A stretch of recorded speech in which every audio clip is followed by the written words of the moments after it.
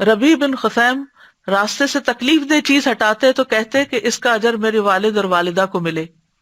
تو اب آپ دیکھیے کہ اس کا یہ مطلب نہیں کہ آپ کو نہیں ملے گا، آپ تو ہٹا رہے ہیں، آپ کو تو ملے گا ہی ملے گا، بائی ڈیفالٹ آپ کو ملے گا.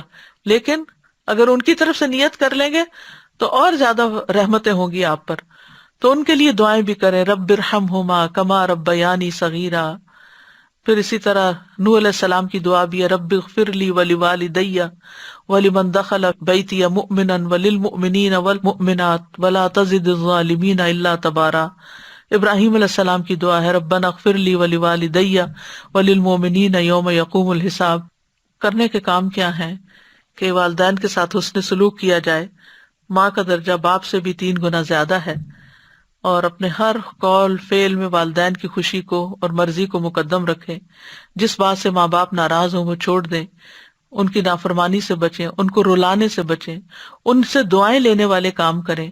فوت شدہ والدین کے لیے بخشش کی دعائیں کریں، ان کی طرف سے صدقات کریں. اللہ سبحانہ وتعالی ہمیں عمل کی توفیق عطا فرمائے. وآخر دعوانا ان الحمد للہ رب العالمین. سبحانک اللہم وبحمدک، اشہد ان لا الہ الا انت، استغفرک واتوب الیک. السلام علیکم ورحمۃ اللہ وبرکاتہ.